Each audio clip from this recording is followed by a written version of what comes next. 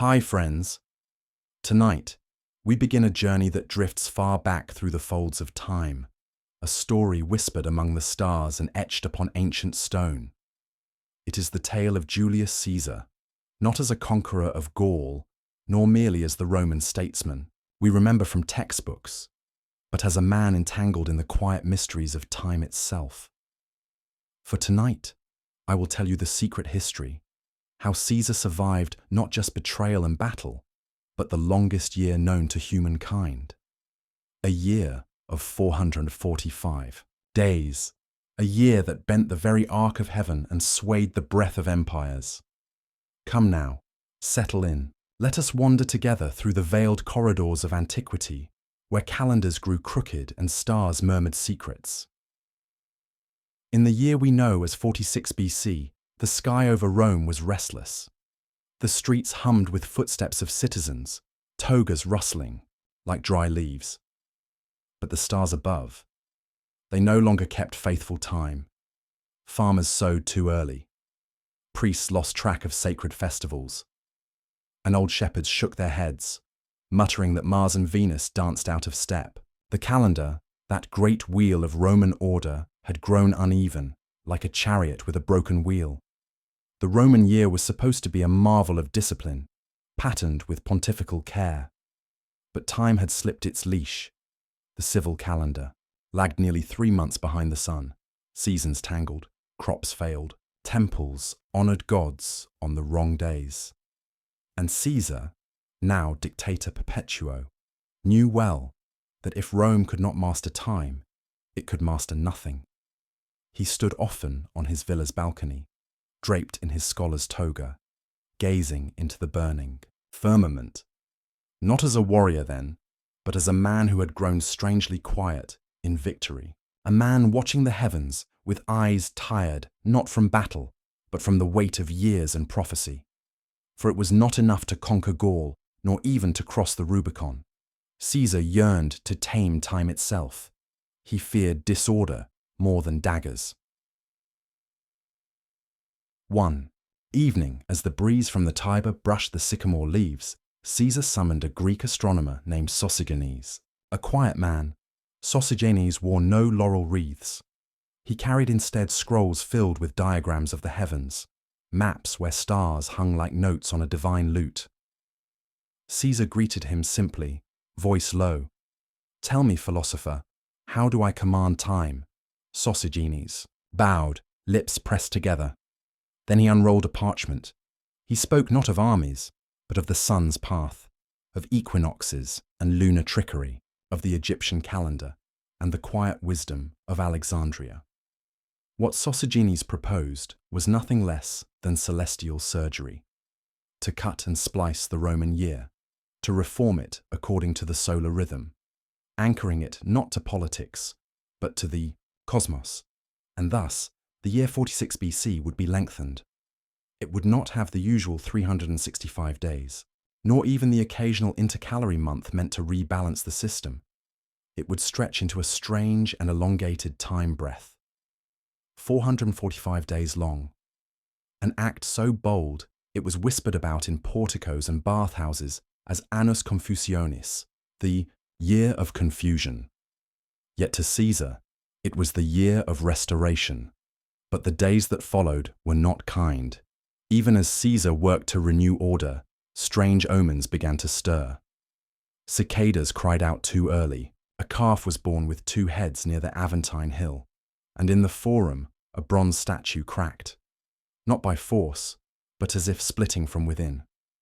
Old soothsayers warned him, time is not to be seized, only honored. Still, Caesar persisted. He walked among scrolls and sundials, watched the shifting shadows cast by nomans, and ordered the priests of the College of Pontiffs to realign the sacred days. The work was immense, the pushback great. Senators grumbled, calling it the madness of a man who thought himself godlike. But Caesar did not seek immortality, only symmetry, and maybe, just maybe, redemption. You see, he knew this year would be his final full orbit around the sun. Though the conspirators had not yet met in secret, Caesar, like all those who play with divine threads, sensed something closing in. Meanwhile, Rome itself changed. The markets grew quieter. The temples stood longer in shadow. The people, confused by the prolonged year, began to speak of time as if it were a living being, stretched thin, weary from its own unnatural breath. They lit more oil lamps at night. Families clung closer. The stories around hearths became softer, longer, filled with dreams of lost seasons and memories of simpler years. Even the stars seemed to wait. One night, as a storm rolled over the 7 hills, Caesar stood alone in his study. The wind stirred the lamp flames into flickers. He looked again at the calendar on the marble wall, recently inscribed with its new corrected days.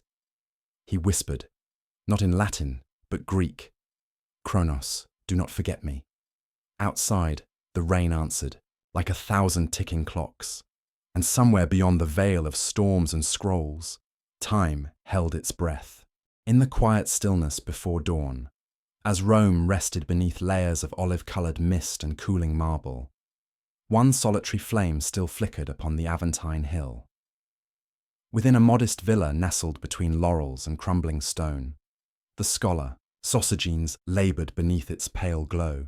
His hands, ink-stained and steady, moved with the precision of a priest and the reverence of a poet. Before him lay a desk scattered with scrolls, wax tablets, and a polished bronze armillary sphere, its rings catching glimmers of the flame. Outside, the only sound was the sigh of the cypress trees, as though nature herself awaited his calculations. This was no ordinary academic exercise. This was not stargazing for leisure or for the sake of curiosity. This was Rome's final appeal to the cosmos. Sosigenes, a quiet and contemplative Greek from Alexandria, had been summoned by Julius Caesar himself to correct a failing system, a calendar grown wild and untethered. Though Rome ruled much of the known world, it had failed to master the passing of days. And this failure, quiet and creeping, was now unravelling order from within. The old Roman calendar, derived from the cycles of the moon and shaped by politics and priesthoods, had become disjointed. Intercalary months, meant to realign the calendar, were often inserted or omitted, not based on the stars, but at the whim of power. Over decades, the drift had grown so severe that festivals no longer aligned with seasons. The winter solstice arrived in autumn. The harvest moon rose over empty fields. Even time, it seemed, was rebelling. Sosigenes believed deeply in the sacred harmony between heaven and earth. To him, the calendar was not merely civil, it was divine, a bridge between mortals and gods. When the days failed to match the stars, it was not just error, it was spiritual disharmony. In the sleepless hours, he studied the Egyptian solar calendar, remarkably precise, elegant in its structure. 12 months of 30 days each, with 5 extra days at the end, a leap day every 4 years, steady, predictable, aligned. It was from this inspiration that he built his model for Caesar, a calendar based on the solar year, not the lunar whims. A structure grounded in the heavens themselves, but first, a cleansing was required. The current drift needed correction, a brutal one. The calendar had fallen nearly 3 months behind the solar year. To realign it, Sosigenes proposed an unprecedented measure. Not merely the addition of a single intercalary month, but 2 entire extra months tucked between November and December. The result, a year of 445 days, an unnatural stretch of time, a year swollen like the Tiber after winter rains. Rome would call it Annus Confusionis, the year of confusion. In the city, confusion indeed reigned. Merchants struggled to honour contracts. Priests grew flustered trying to determine feast days. Children wondered why they had 2 birthdays, or why the winter seemed to never end. Cicadas chirped at the wrong times. Vines budded and withered out of season, and still, Sosigenes laboured. In his journal, he wrote by candlelight, "Time is a river that forgets its path. We must rebuild the banks, not fight the current." He met with Caesar frequently, sometimes in The marble quiet of temples, other times in the private libraries where scrolls whispered secrets older than empire.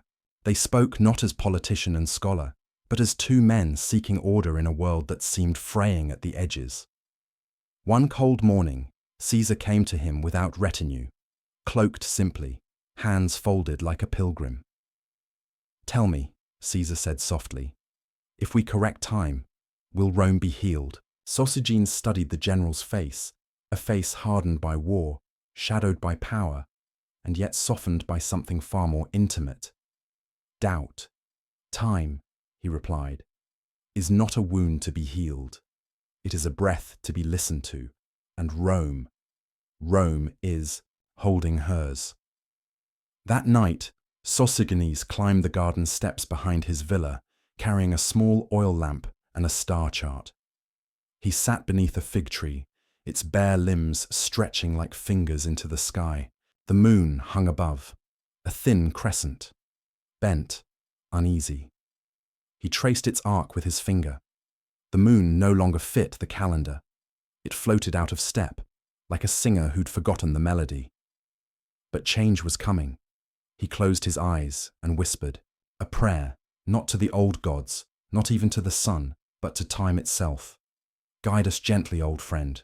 Forgive the arrogance of men who counted carelessly. Let us begin anew." Back in the forum, murmurs had begun. "Caesar grows mad," said some. "He plays God with the stars," said others. The senators eyed the sky uneasily, suspicious that Caesar's reforms were less about logic and more about control. Was this a correction, or a declaration that he now ruled the very measure of days? Some even whispered that this was no act of wisdom, but of vanity, that Caesar had added days not for the calendar, but to extend his own reign. They questioned not the math, but the motive. Rome had always feared kings, and now, it seemed, her leader sought dominion over time itself. Yet for the common people, there was only confusion and fatigue. Days passed like mist.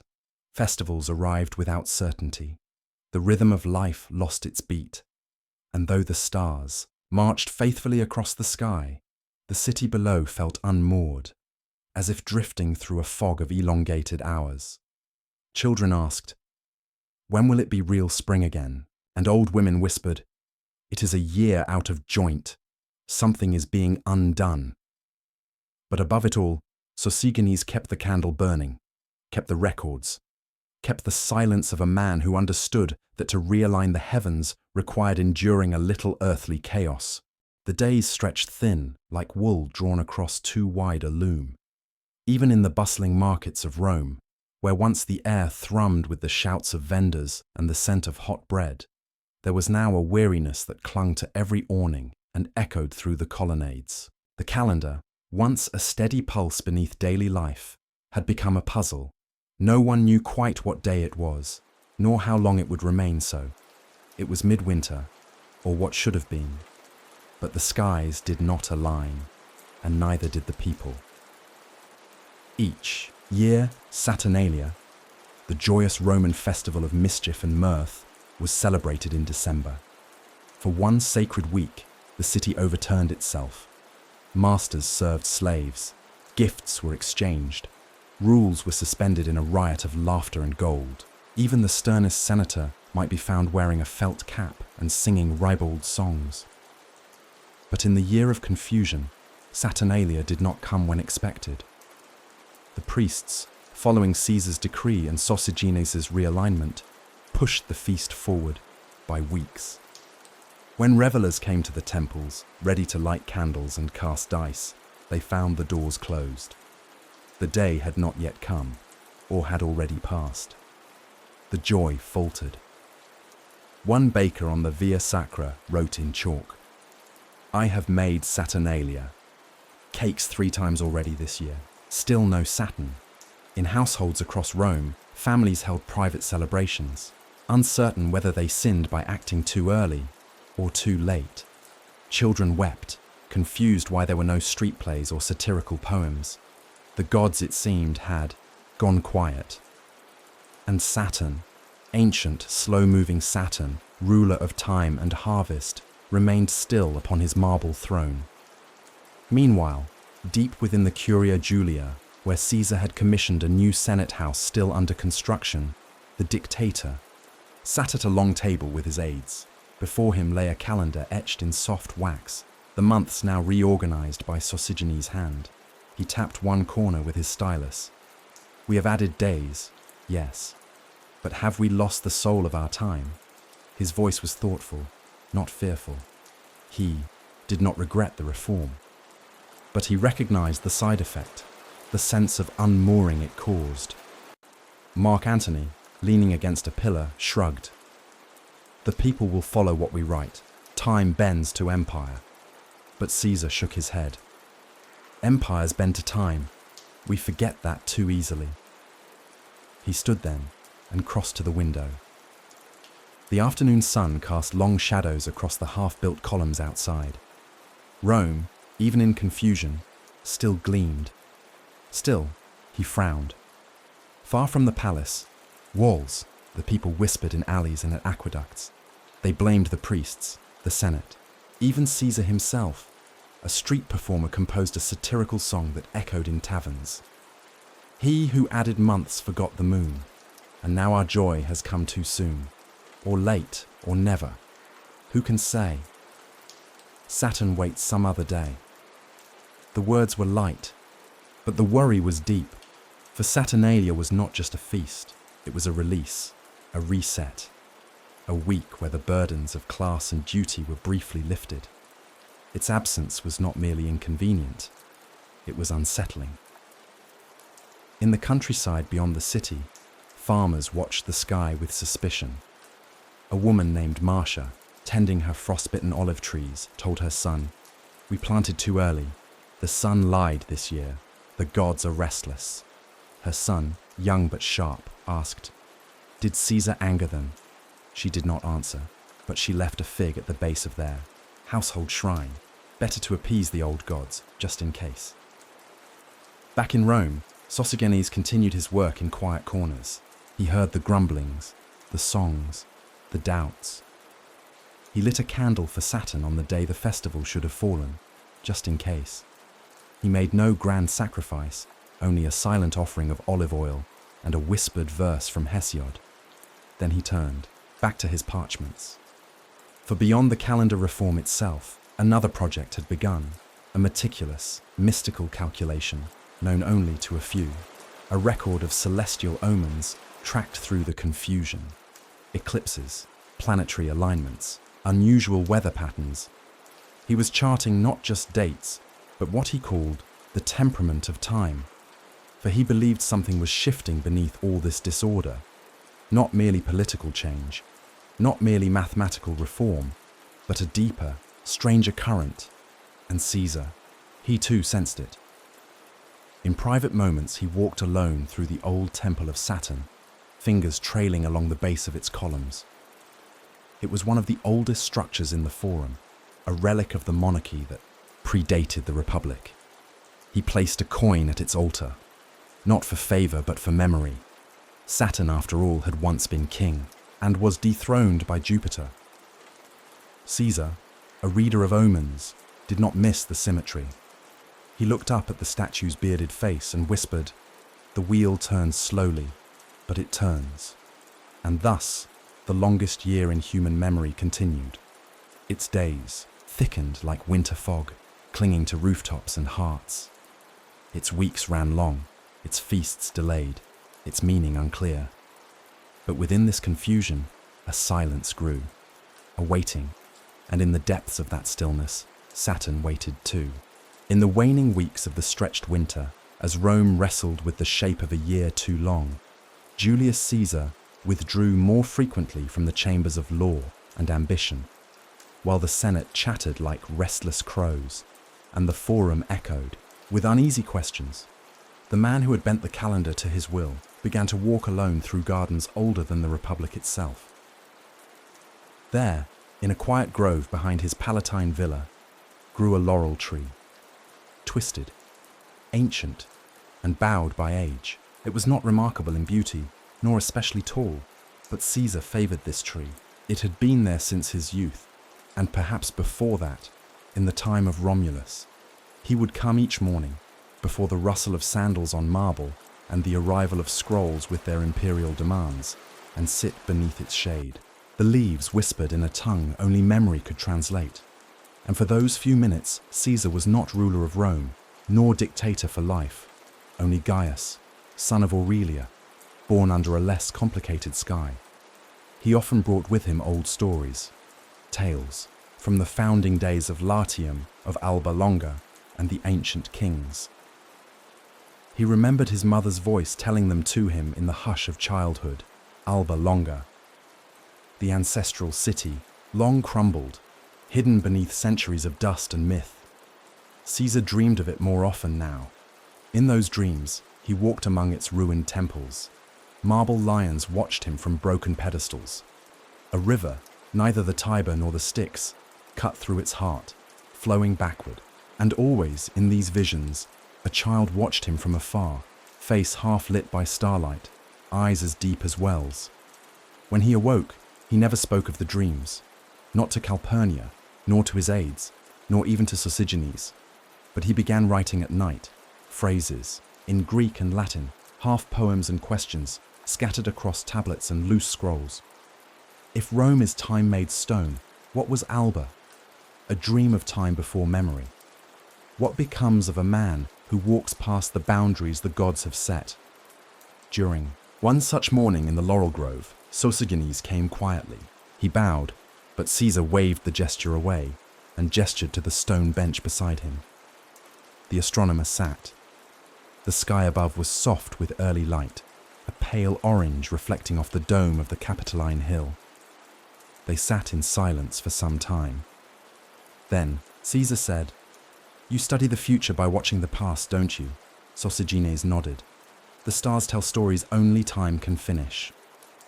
Caesar plucked a laurel leaf, rolled it between his fingers. "When I was young, I thought Rome was eternal, because we made laws.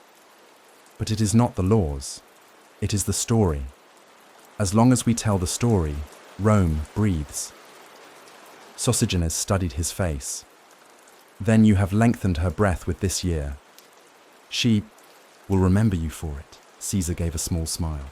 "Or curse me." They both knew the truth. Greatness and blame were twin flames in the Roman imagination. To alter the calendar was no mere civic reform. It was a reshaping of reality. And though Caesar had done so for clarity, for correction, even for posterity, he knew that those who played with time were rarely forgiven by history. That afternoon, the Pontifex Maximus, chief priest of Rome, visited Caesar privately. He was an older man, his voice cracked with years, his face lined with ritual. "Julius," he said, dispensing with titles, "you have shifted the days, and I accept that the stars were wronged. But there are murmurs among the temples.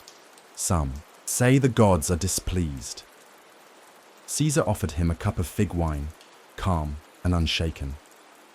"And what do you say?" The priest stared into the cup, watching the way the liquid trembled. "I say the gods are patient, but not silent. They speak through dreams now, through animals, through wind that blows the wrong way on festival days." Caesar inclined his head, neither agreeing nor dismissing. "Then let us listen." That night, a thunderstorm broke across the hills. The winds tore through the laurels. The Tiber swelled and roared. Lightning arched above the temple of Jupiter like a divine whip cracking the sky. Romans huddled indoors, whispering prayers to household gods.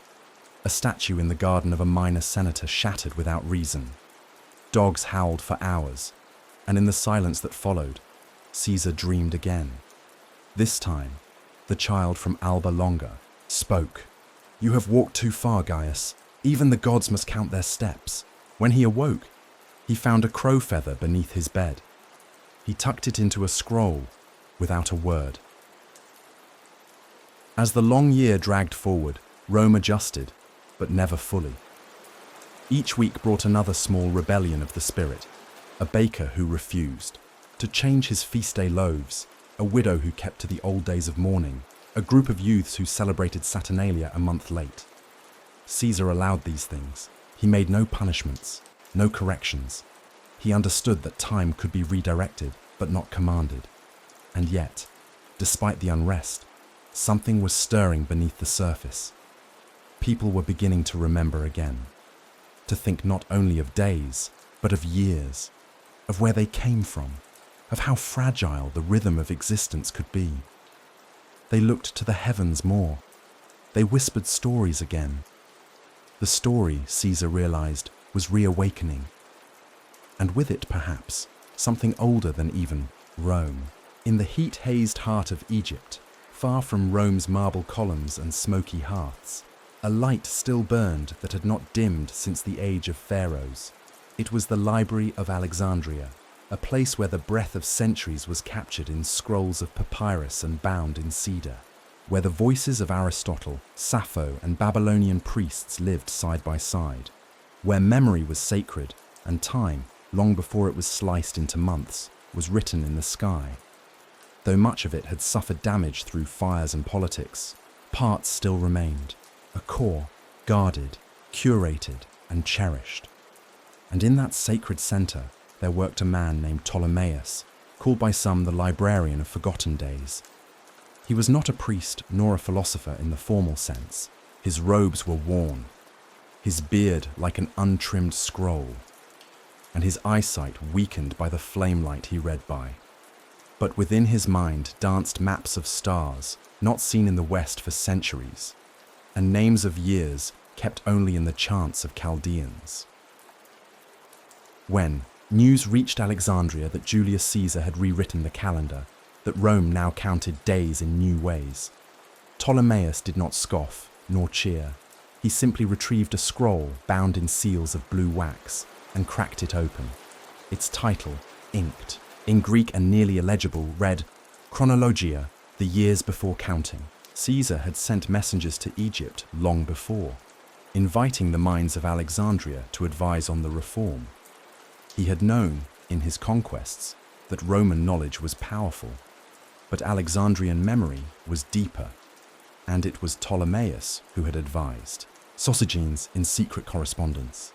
They had exchanged letters like prayers, bridging two minds across the seas. Sosigenes had asked about the Sothic cycle, the drift of Sirius, the way the Nile's flooding matched the sky, and Ptolemaeus, who lived in a room of quiet wind and ash-scented ink, answered not as a teacher, but as a remembering. He wrote, "The year is not a shape, it is a song. It changes with the singer, but the melody is always there, beneath the chords of war and crown. If you wish to make a calendar that will endure, let it not only measure time, let it remember it." These were the words Sosigenes had carved on a small wooden token he kept beside his sleeping mat in Rome. Now, in the lengthening days of the year of confusion, Caesar had begun to feel an ache, a hollowness that even reform could not fill. He had corrected the drift. He had reshaped the months. And yet, when he walked through the forum, he saw confusion in the eyes of the people, a confusion that no mathematics could soothe. He summoned Sosigenes once more, this time not in the villa gardens, but in his private study, lined with statues of Atlas, Kronos, and a small figurine of Thoth, the Egyptian scribe god. Caesar stood, near a candle. Its flame burned low, as though aware of the long night it must endure. He asked, "Have we merely counted better, or have we lost something in the counting?" Sosigenes was silent a long moment. Then he said, "There is a kind of memory in old errors. When we correct them, we must be careful not to erase the wisdom they carry." Caesar turned to him. "Then what should we have done?" Sosigenes looked at the candle, not his patron. "We should have asked more questions, of the East, of the old places. Alexandria has records older than the Republic." Caesar nodded. "Then send word again, to Ptolemaeus. I wish to know not only what time is, but what it was." The message traveled by ship, through calm waters and moonless nights. It reached Alexandria in 21 days. Ptolemaeus received it with solemn joy.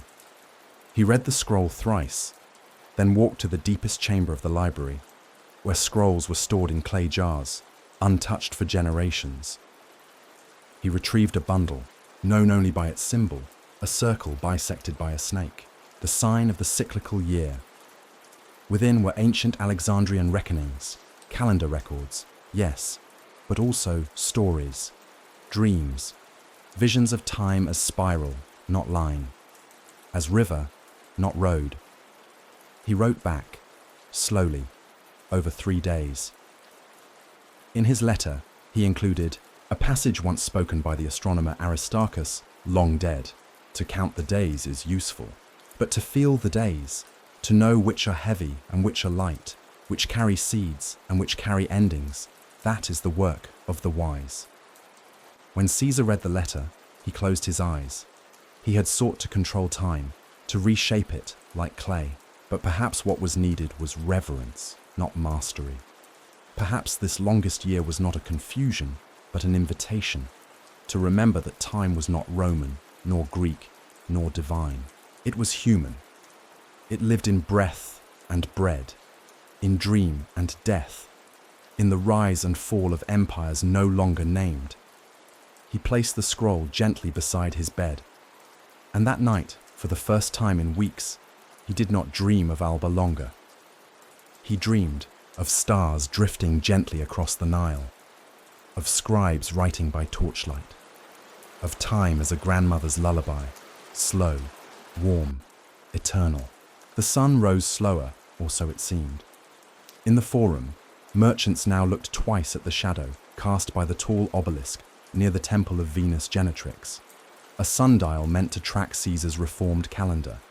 It had been erected with careful calculation, its lines engraved to catch the light of every month, every season. But now, those who passed it daily began to murmur. Its shadow no longer matched the sun's warmth.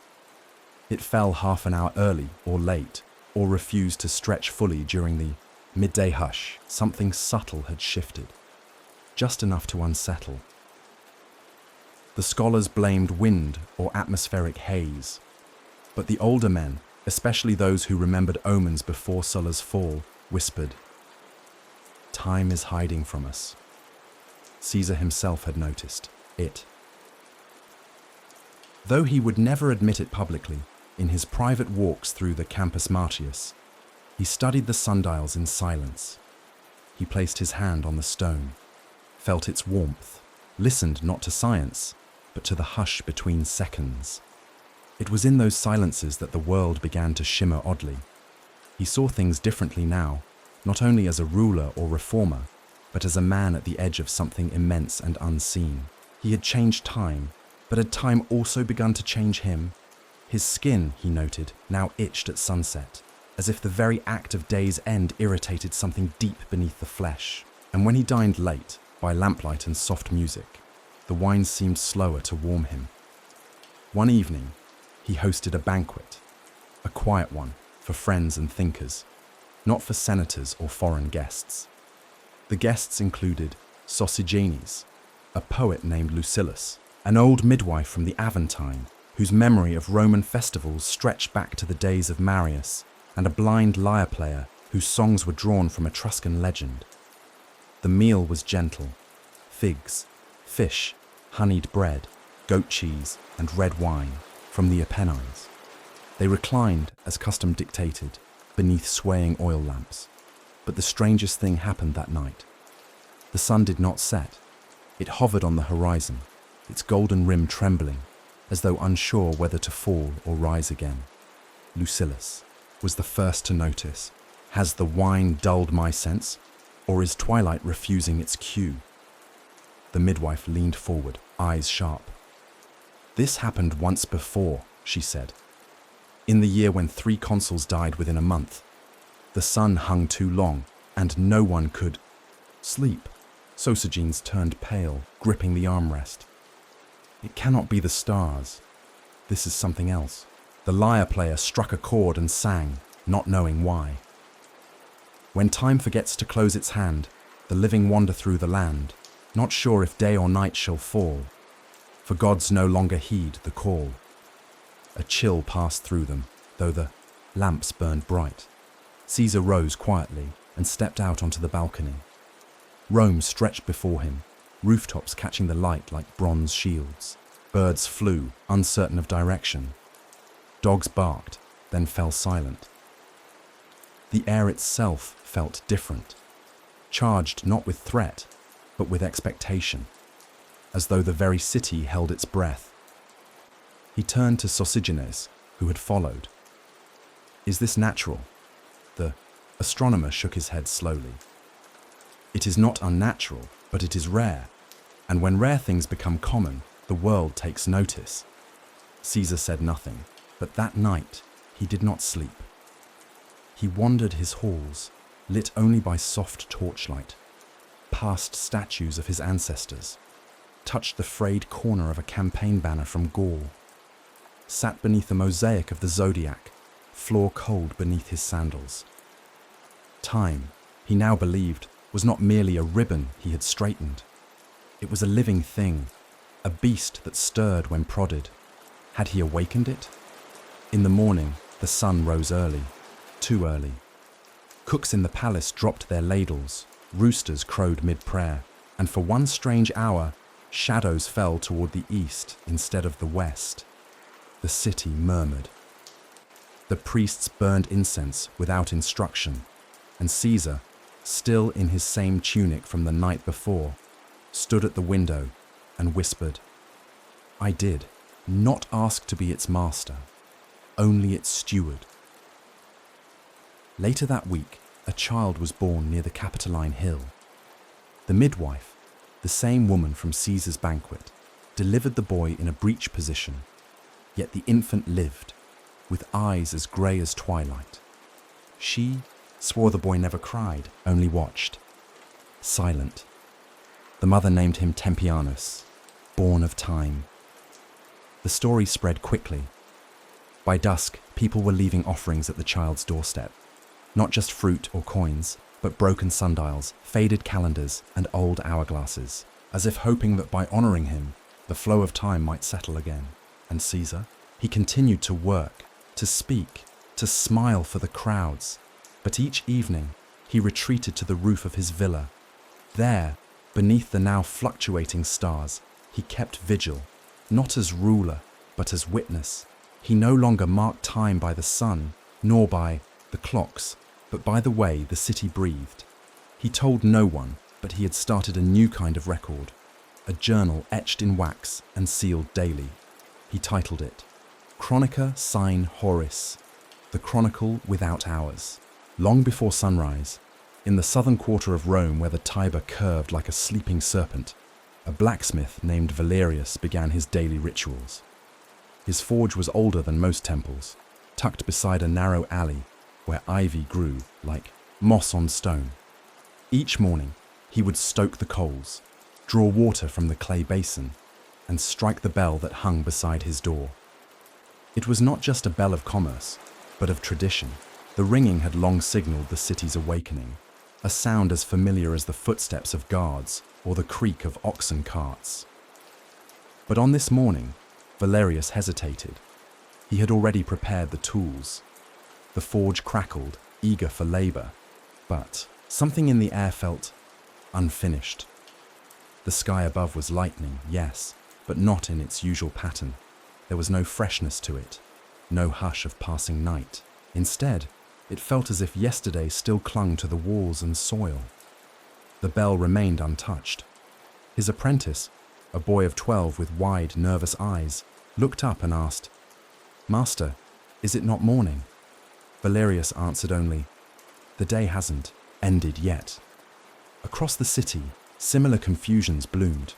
The night had lasted too long, or perhaps it hadn't ended at all. Fishermen along the riverbank claimed they saw stars even as they cast their lines by lantern light. Women lighting candles in temple vestibules found their flames flickering strangely, neither in resistance nor surrender, but in hesitation. And on the Esquiline Hill, a group of elderly astrologers convened without summons. Each had kept private charts for decades, hidden from public view. When they compared their celestial logs, a hush fell over them. The skies no longer obeyed. The moon had risen slightly behind its mark. The constellations were present, yet distant, as if viewed through a veil. And more troubling, time itself seemed to double back upon certain hours. Bells rang, and moments later the same sound returned, as if echoed by the earth itself. Caesar awoke that morning with a dry throat and a lingering dream. In it, he had walked through a forest where the leaves were shaped like Roman numerals. As he passed, they fell, one by one, into a pool that refused to ripple. At the center stood a blacksmith, faceless and tall, hammering a bell that emitted no sound. When he stirred from sleep, the echoes of the dream clung to his mind like cobwebs in candlelight. He ordered his attendant to bring warm wine, not water, and stepped barefoot onto the cold marble floor. Outside, the air was dense. He could feel it again, that quiet shift in the pulse of the world, as if the earth itself had paused mid-breath. Later that day, he called for Sosigenes. The astronomer arrived quickly, scrolls in hand, his face pale beneath the folds of his cloak. Caesar did not greet him with formality, only with a question. "Tell me what's happening." Sosigenes bowed his head. "We corrected the measure, but not the spirit." He unrolled a parchment covered with strange glyphs and annotations in Greek. Time, in its old form, was more than numbers. It was sacred sequence, a story, not a system. The reform works mathematically, but spiritually, we have skipped a page in a sacred book. Caesar studied the parchment, though he could not make sense of it. And the result? Moments repeat, Sosigenes whispered. Hours hesitate. Some days may refuse to die. Indeed, it seemed that one day, an unmarked day, neither a festival nor a feast, had begun to loop. In kitchens across Rome, bread began to rise again after already cooling. Letters sent that morning arrived with seals already broken. A soldier reported standing at the barracks gate for what felt like 2 shifts, though the sun remained in the same position above the horizon. Even in Caesar's court, a minor debate repeated itself, word for word, though no one could explain why. A new phrase arose among citizens: the hanging day. A day that dangled like a curtain in a still room, refusing to part. The blacksmith, Valerius, finally rang his bell, but when he did, the sound was swallowed, softened, as though the city itself refused to respond. In frustration, he struck it again, louder, firmer. This time, the sound rang true and far. It echoed not just in his alleyway, but through the arches of nearby aqueducts, through the metal rails of wagons, through the bronze of coins clinking in merchants' hands. Something had been shaken loose. The hanging day began to waver. Time, stirred by the resonance of that old bell, began once again to turn. Caesar heard the sound too. From his villa atop the Palatine, it reached him like a whisper woven in silver. He turned to Sosigenes. "We are still part of it," he said softly. "We have not been cast out." The astronomer smiled for the first time in days. "No, but we must tread more gently. We have straightened the river's course, but now we must walk its banks with reverence." That evening, the sky finally changed. The sun sank in proper measure, dragging golden light behind it. Shadows stretched as they should. And in the taverns and courtyards, Romans exhaled. Not words, not cheers, but simple, grateful breaths. The hanging day had ended. Time, though changed, was once more moving forward. But deep within Caesar's mind remained a lingering awareness. It had paused, it had flexed, it had blinked, and it could do so again. So now, dear listener, rest your thoughts and hush your heart. The bell has sounded, the day has bowed, but the longest year is still far from finished. Beyond the echo of palaces and beyond the reach of the forum's shadow, there was a modest garden tucked behind a marble wall, quiet, fragrant, and half forgotten. It belonged to Calpurnia, wife of Julius Caesar, though many saw her only as the Reserved matron beside the most powerful man in Rome, Calpurnia held her own kingdom, not of politics or war, but of earth, root, and blossom. In this secluded space, where lavender grew wild and rosemary spilled over the path like grey-green lace, time moved differently. It was not counted here. It was tended. She rose early each day, often before Caesar stirred, and walked barefoot among the beds. Her fingers brushed thyme and basil. Her palms pressed gently upon the bark of the myrtle trees planted at her marriage.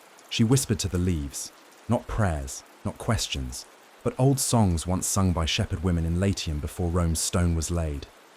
The servants said that birds followed her, not sparrows or doves, but crows. The crows had come in greater numbers during the year of confusion. At first they were only one or two, watching from the archway or the higher branches. But now, in the strange half-season between what should have been spring and what still felt like winter, they had multiplied. They did not call with urgency. Instead, they observed, quiet, alert, as if waiting for something only they understood. Calpurnia, rather than fearing them, welcomed them. She left offerings, small bowls of water, pieces of fig, crushed barley, not in superstition, but in acknowledgement, as if honoring a pact older than Rome itself. Caesar had noticed the crows too. In the beginning, he had dismissed them. Rome was full of birds. But now, after so many days spent watching the sundials falter and the skies hold their breath, he had grown more attentive. He joined Calpurnia in the garden one grey morning. She stood near the lemon tree, its pale blossoms shivering beneath a soft breeze. A crow sat nearby on the low stone wall, black eyes catching flickers of light. Caesar placed a hand on her shoulder. "They follow you like sentinels," he said quietly. Calpurnia didn't turn. "They follow what they remember." "What do they remember?" She glanced at him then. "What we've forgotten." They sat together beneath the arbor. She told him what she had not dared tell before, that her dreams had grown sharper, not darker, not frightening, but clearer. She dreamed not of omens, but of symbols, of vines curling backward, of clocks that chimed without hands, of a single crow standing in a temple that no longer had walls. "I do not believe they bring warnings," she said. "I believe they bring memory, and memory is asking to be heard." Caesar listened, silent and attentive. He had always respected Calpurnia's silence, the depth of it, the way it gathered things others missed. Now, in this year stretched thin, he valued her even more. The garden became a quiet sanctuary, not just for Caesar, but for those closest to him. Sosigenes often came in the late afternoons, sitting near the laurel bush with his scrolls. He found clarity there, not through diagrams, but through stillness. Once, he told Calpurnia, "We chart the stars to feel in control, but perhaps it is in the pause, between leaf and root, between crow and shadow, that truth lives." She smiled gently and handed him a sprig of chamomile. "Then let your thoughts rest with this." One evening, as the sun dipped low and Rome bathed in a color between bronze and dusk, a strange thing happened. A young girl, perhaps 9 no more, entered the garden. No one had seen her arrive. She was barefoot, wearing a linen shift, and her hair was bound with what looked like olive leaves. She walked among the herbs as if she knew them. The guards did not stop her. The servants, strangely, did not seem to notice. Calpurnia, seeing her from across the courtyard, rose and approached gently. The girl looked up. Her eyes were grey, like river stone. "Who are you, little one?" The girl smiled, not shy, but serene. I am from the last time the year broke," she said. Then she handed Calpurnia a folded scrap of parchment, yellowed and brittle. Without another word, she walked through the hedge gate and vanished behind the myrtle trees. Calpurnia opened the parchment that night in the light of her oil lamp. It bore only a symbol, a spiral drawn in red ink, surrounded by 4 birds, and a phrase written in ancient Latin, Memoria est forma temporis. Memory is the shape of time. She brought it to Caesar, who held it in his hands for a long while. She wasn't a child, Calpurnia whispered. Not truly. Caesar nodded. Then we must begin to listen more carefully, not to prophecy, but to memory. From that day on, Calpurnia's garden became more than sanctuary. It became a place of gathering, not for the public, nor even the powerful, but for those whom Caesar trusted with the fragile truths that now bloomed between reality and something older. They called it Domus Memoriae, the house of memory. There, beneath vines and birdsong, a small group began to study not just calendars, but the spirit of time itself. And the crows watched from the walls, patient and still. Winter returned, though it was not winter by the calendar's reckoning. The air grew cold again, unseasonably so, and frost laced the fountains that once ran clear through the forum. Market stalls draped their goods in cloth, and children wore wool weeks before they should have needed it. The longest year twisted on, unconcerned with seasonal logic. The old rhythms, those born from plough and sun and harvest, were gone, and only fragments of custom remained to guide the days. It was during this liminal season, neither true spring nor remembered winter, that Saturnalia came again, or should have. Once it had been the most jubilant of festivals, 7 days of reversal and revelry. Masters served slaves. Dice games rattled on every corner. Laurel crowns passed from head to head. Torches lit the streets, and even the most austere philosopher was known to dance beneath the stars, wine-slick and red-cheeked. But now, in the year of 445 days, Saturnalia had grown hesitant. The official date, as fixed by Caesar's new calendar, declared it would begin on the 17th of December.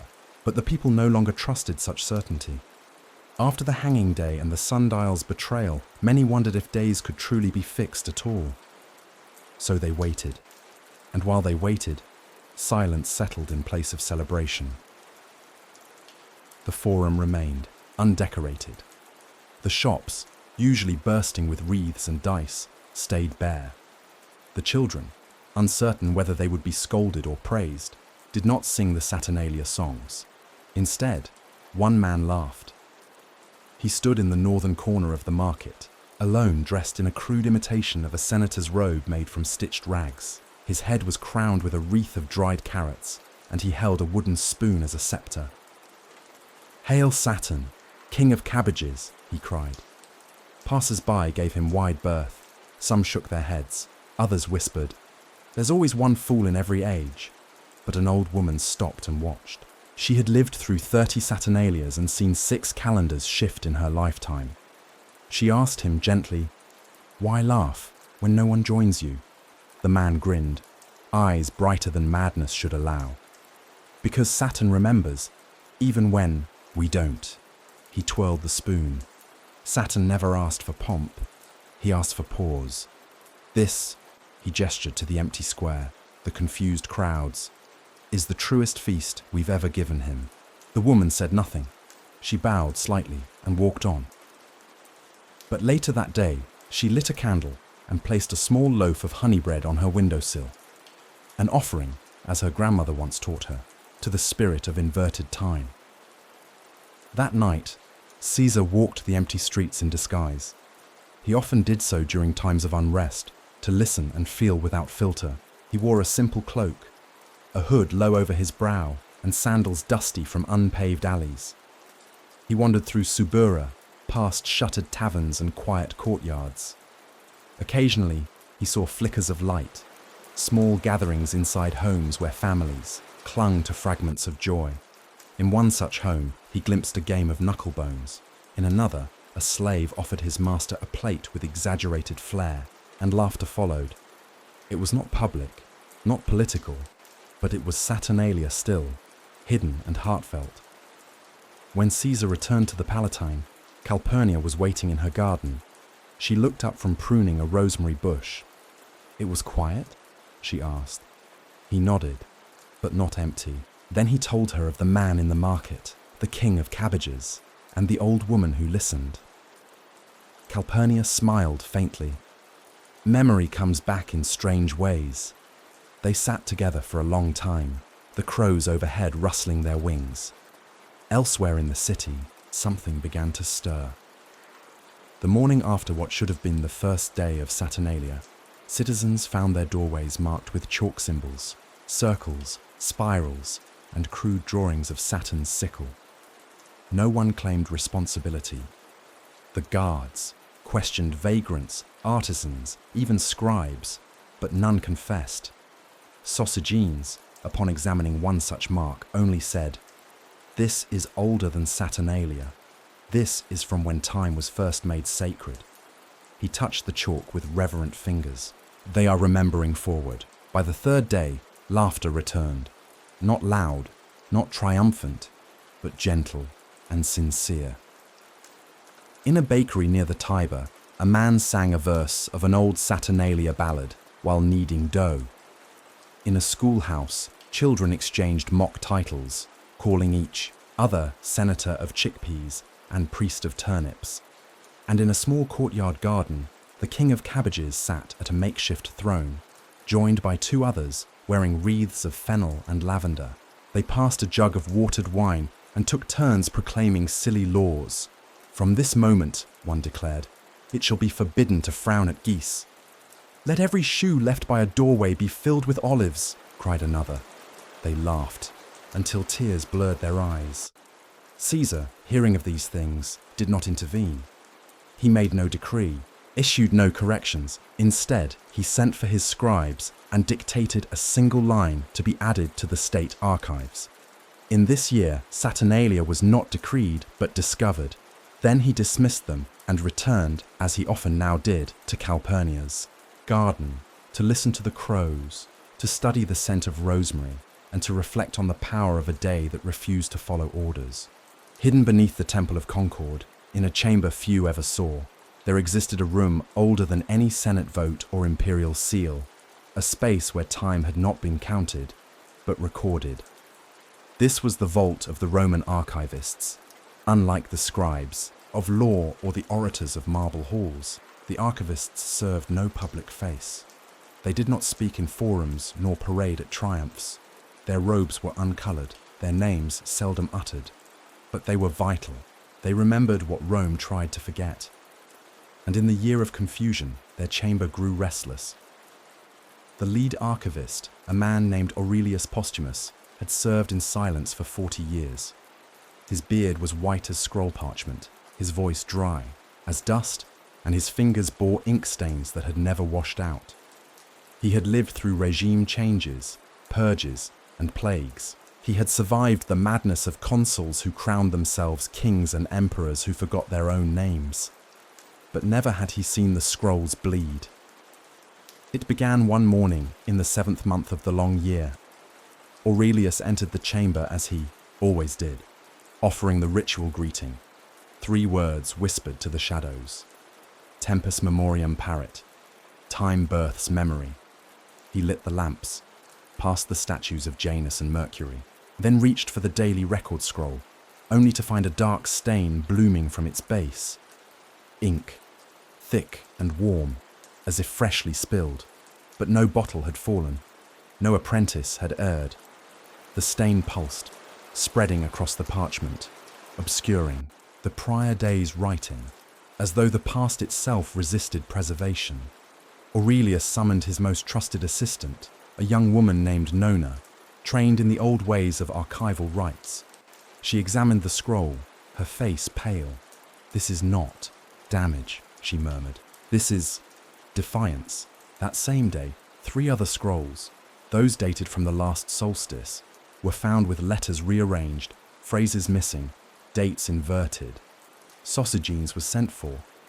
He arrived within hours, descending the stairs to the chamber as if stepping into a crypt. The moment he crossed the threshold, his breath caught. "It's begun," he whispered. "What has?" Aurelius asked.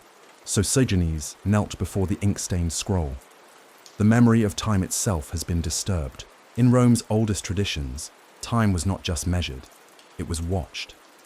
The Annales Maximi, the official chronicles, had been kept since the days of the kings. Every flood, eclipse, victory, and famine was recorded not to inform, but to anchor reality. And now the anchor had slipped. Sosigenes traced a finger across one scroll that dated back 20 years. Where once had been the phrase, "third moon of Mars rise," there was now a single symbol, a spiral surrounded by 4 crows. He closed his eyes. Calpurnia's parchment, the garden, the girl, the memory. It was all converging. News of the bleeding. Scrolls did not reach the public. Caesar ensured it remained hidden. But among the few who knew, his inner circle of scholars, priests, and dreamers, an understanding formed. Time had grown sensitive, watchful. It responded not just to celestial calculation, but to collective memory. And memory, like water, resisted unnatural dams. Caesar visited the chamber himself 3 nights. Later, he descended with only 1 guard and Calpurnia at his side. The air below was cool, tinged with iron and wax. The flames of the torches flickered as they passed. When he reached the scrolls, he did not touch them. He only stared. "How much of what we know," he asked, "is memory shaped by power?" Aurelius bowed. "All of it, Imperator. That is why we write, to remember that even the false must be faced." Caesar looked to Calpurnia. "And if time begins to write back?" She stepped forward, placing a rosemary sprig upon the stained scroll. "Then we must listen." In the weeks that followed, the archivists began a new practice. They ceased writing on scrolls altogether. Instead, they inscribed on wax tablets and preserved them in silver-leafed chests. Every entry was read aloud, not once, but 3 times, by 3 different voices, in 3 different rooms. They called it the triform ritual, a return to pre-literate memory, an acknowledgement that ink was no longer enough. And strangely, it worked. The bleeding stopped, but not all was soothed. On the 309th day of the long year, a storm struck Rome without warning. No thunder preceded it, no dark clouds rolled in. It fell like a curtain, sharp, loud, and immediate. In the archives, the lamps blew out. When light was restored, 1 scroll had vanished, not misplaced, gone. Its container was still sealed, its label intact. But the scroll, the only record of the omens witnessed during the founding of the Republic, was simply absent. Aurelius wept openly for the first time in decades. Caesar, upon hearing the news, whispered only, "We are now a little more unrooted." And so the archivists, in quiet mourning, placed a blank scroll in its place. Not to deceive, but to admit. They tied it with black thread, and above it carved the words, "Quod memoria tenere noluit," what memory refused to hold. Sosigenes lit a single candle before it. Calpurnia planted a vine nearby, and Caesar began to write again, in his Chronica Sine Horace, adding an entry that read, "When the past escapes, the future listens." In the heart of the Capitoline Hill, nestled among worn temples and pigeon-filled courtyards, there stood a statue rarely spoken of, though every Roman knew it by sight. It was not a god of great renown, nor a figure whose legends filled libraries, but it stood tall in the Temple of Fides, the goddess of trust, its eyes blindfolded with veined marble, and its arms open as if waiting for a question to be asked. They called it the Marble Oracle. No priest tended it, no festival honored it, and, yet, in times of great upheaval, people came, not to pray, but to sit near it, as though silence might lead to truth if spoken beside stone. And in the year of confusion, more came than ever before. The oracle was ancient. Even before the Republic, old women claimed it had stood there when Alba Longa still echoed with song. No one could recall who carved it. Its features were Roman in the abstract, yet unplaceable. Lips not quite smiling, brows untroubled by centuries of sun and wind. It never moved, of course, but some swore it breathed. especially now as the year pressed onward like a tired animal dragging its shadow. Something about the statue drew people forward. They brought no offerings, only questions. Farmer knelt one morning, tears in his beard. His crops had bloomed early, died mid-season, then bloomed again. Tiny purple figs growing on branches that should have slept. He whispered, "What season is this? What seed can live here now?" A senator came at twilight, robes soiled with wine and shame. His votes no longer seemed to matter. Decrees fell flat, and time itself felt out of reach. He sat in silence and muttered, "Have we passed beyond the gods?" A mother brought her son, fevered and wide-eyed. He'd stopped responding to time altogether, eating at midnight, sleeping at noon, naming days incorrectly. She pleaded, "Can you bring him back to the rhythm?"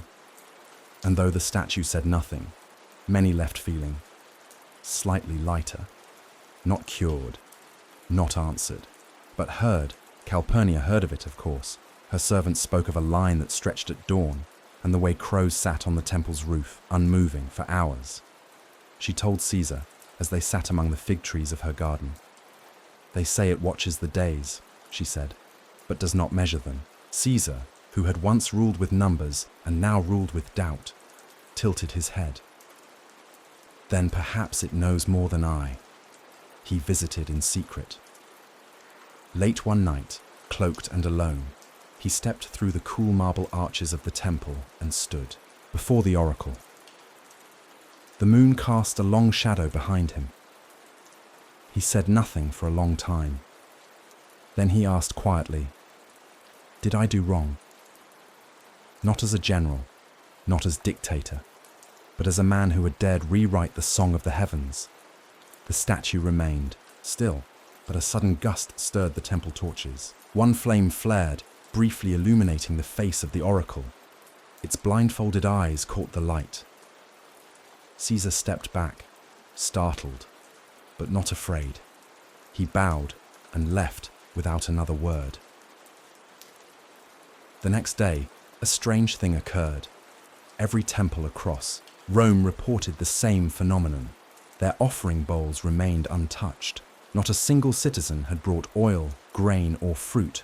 Not in defiance, not in neglect. They had simply paused.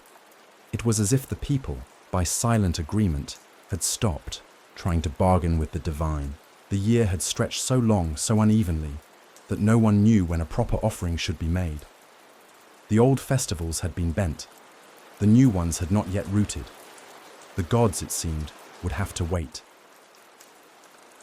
In the temple of Vesta, where the sacred fire had burned for centuries without fail, the flame flickered low. The Vestal virgins, unnerved, tended it with care, but could not explain the dimming. The coals were full, the wood fresh, the air still. "It does not hunger," one of them whispered. "The flame is tired." And in the temple of Janus, whose doors were usually closed in peace and opened in war, the great bronze portals creaked open of their own accord, neither fully nor violently, but as if stirred by thought. The priests dared not close them again. Sosigenes, upon hearing of the quiet temples and the faded offerings, consulted an old text, rare even among his Alexandrian scrolls. It spoke of the great breath, a moment when the world inhales before the age turns. "A moment without offering," he read aloud, "is not godless. It is a listening." He brought this insight to Caesar. They sat together in the domus garden, where crows perched as usual and rosemary stirred in unseen wind. "You changed the calendar," Sosigenes said softly, "but time has changed the people. They no longer ask for favor," Calpurnia added. "They only ask to be heard." Caesar gazed into the twilight. And perhaps the gods, too, are listening differently now. That evening, he penned a new entry into his Chronicus sign Horace. There is a peace not made by decree, nor purchased in grain. It comes when silence becomes sacred, and when questions are offered like bread. He placed the wax tablet beside a simple clay bowl filled with water. No incense, no chants. only stillness. New kind of offering. In a narrow house nestled along the back alleys of the Aventine Hill, there lived a woman known to most simply as the Weaver. She had no family name, no lineage to boast, and no patrons to protect her. Yet, senators whispered her existence in candle-lit chambers, and priests sometimes left tokens at her doorstep. Coins, dried flowers, bits of parchment with dreams scribbled in haste. Her true name had been forgotten. Some said she was older than she looked. Others believed she had walked with the Vestals before the fire ever burned. But what all agreed upon was this: the Weaver could shape more than cloth. They said she wove time. Her house was plain. Wooden shutters, faded stucco, a fig tree out front that bore fruit twice a year, then none at all. Inside, it was a cavern of soft chaos. Threads dangled from rafters like morning mist. Skeins of dyed wool hung from hooks, and in the center, illuminated by a shaft of filtered sunlight, was a loom. Not a common loom, nor one crafted in the style of Etruscan artisans. It was circular, its threads bound not by wood, but by some older material, bone perhaps, or petrified vine. On it, a tapestry unfurled that never ceased growing. Some said it depicted stars. Others swore they saw cities rise and fall along its weft. Still others claimed they glimpsed their own births upon its edge. But no one truly knew what it showed, save the Weaver herself. In the year of confusion, a small delegation from Caesar's circle came to her. Sosigenes led them, alongside a linguist named Flavia, and one of the archivist's junior members, a mute boy known only as Siccus. They brought no offerings, only a wax tablet bearing Caesar's sigil and a single question. How shall we navigate time that no longer stays within walls? The Weaver received them without ceremony. She gestured for silence, offered them elderflower, tea, and returned to her loom. For nearly an hour, she said nothing, the steady clack of thread and shuttle the only sound in the room. Then she spoke. "You measure time in lines," she said, "but time grows like ivy, around corners, through cracks, over ruins. You cannot walk it straight," Flavia asked carefully. "Can it be rewoven?" The Weaver stopped her loom. "No," she said, "but it can be rethreaded." She stood and walked to a wall draped in faded linen. Pulling it aside, she revealed what appeared to be a map, though not of land or sea. It bore no names, no roads, only circles, spirals, and colours that pulsed faintly as though lit from beneath. "This is the map of unbordered time," she whispered. "It does not follow the sun. It follows memory." Sosigenes stepped closer. "Then this is what we must learn to read." The Weaver nodded. "But be warned," she added. "Once you begin to see time this way, you will never again believe in yesterday." That night, the delegation returned to Caesar's villa. They unfolded what they could remember of the map, not on parchment, but through speech, gesture, and rhythm. They reenacted the patterns with chalk and rope, with oil lamps and hand-drawn spirals. It was imperfect, but it stirred something, and Caesar, watching their performance from the shadows, felt an old sensation rise. Not fear, nor confusion, but wonder. He saw time not as a road or even a river, but as a breathing field, a garden whose paths grew and changed with memory, belief, and love. Over the next days, Caesar declared no new decrees. Instead, he asked his scholars and priests to observe the people, not their labor or their loyalty, but how they remembered. He wanted to know what stories they still told, what seasons they still honored, even in silence. And in doing so, he began to realize something extraordinary. The people were no longer following the calendar. They were following the feel of the year. In Trastevere, a group of midwives held a feast to honor a birth that had occurred on a night without stars. They claimed the child had chosen its own day and that the gods approved. In the old wine district, coopers toasted, Not the founding of Rome, but the day their barrels had swelled unnaturally and leaked sweet juice, the day they now called lacrima, Saturni, Saturn's tear. No one knew what day it truly was, but they remembered how it felt. And slowly, new rituals were forming, not imposed, not written, but grown, like moss on forgotten stone. Caesar visited the weaver once, unannounced and alone. She did not bow. He did not speak at first. He simply watched the tapestry. It shimmered, barely, between two rows of indigo thread, and when he finally spoke, it was with humility. "Do you see my thread?" The weaver nodded. He swallowed. "And is it near its end?" She looked at him for a long moment, then replied, "It is at its thickest." He laughed, a small, tired laugh. "Then I have more work to do." She returned to her loom and said nothing more. That night, Caesar wrote in his Chronica Sine Horis, "Some weave stories, some weave stars, but she weaves memory. And if we listen well, we may yet learn how to live inside our own." Far to the south of Rome, nestled amid the gentle hills and lemon groves of Campania, stood the city of Capua, once the jewel of Hannibal's winter campaign, now quiet, almost forgotten. In a cobbled courtyard beside a crumbling aqueduct lived an old clockmaker named Marius Caelus. He was neither noble nor celebrated. His shop bore no signs, and his name did not appear in any Roman registry of craftsmen. Yet for those who sought him, truly sought him, he was always found. For Marius Caelus did not merely make clocks. He studied time, and in the year of confusion, time began to speak back. His workshop was a wonder of gears, pendulums, and weights. But unlike the timepieces of the Forum, which were designed to chime each hour or follow the arc of the sun, Marius's devices moved to feeling. He had constructed a clock that responded to grief, slowing when mourners stood near. Another one pulsed softly whenever laughter was heard within 20 paces, and one, carved of cherry wood and etched with the phases of the moon, refused to tick during arguments. He called them echo machines, instruments that did not tell time, but remembered it. And one morning, in the 338th day of the long year, his clocks all stopped. The moment was subtle. The bells above his door rang twice, though no one had entered. The wind shifted westward, carrying the scent of burnt rosemary, and the pendulum in his largest timepiece, Eternum, swung once, then halted.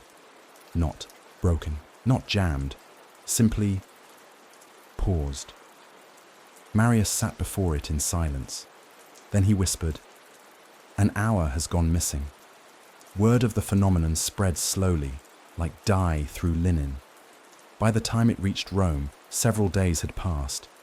But the story was strange enough, and Caesar curious enough, that a messenger was sent to Capua bearing a scroll sealed with the imperial laurel. It read, "Master Caelus, your craft watches more deeply than ours. Come to Rome. Time has questions, only you may answer." Marius, who had not left his courtyard in 12 years, packed a single bag, wound a small compass clock he wore on his wrist, and began his journey. He arrived quietly.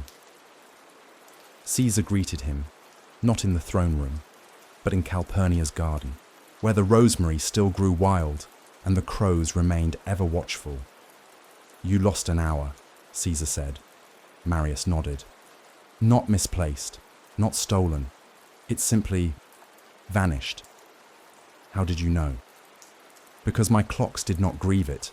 They did not even try to continue. It was as though that hour was never born." Sosigenes, who stood nearby, frowned. Could it have been the hanging day? Marius shook his head. No, this was different. The hanging day paused. But this was erased. That night, Marius was given quarters in the palace. But he could not sleep. Instead, he wandered to the highest tower and opened his travel case.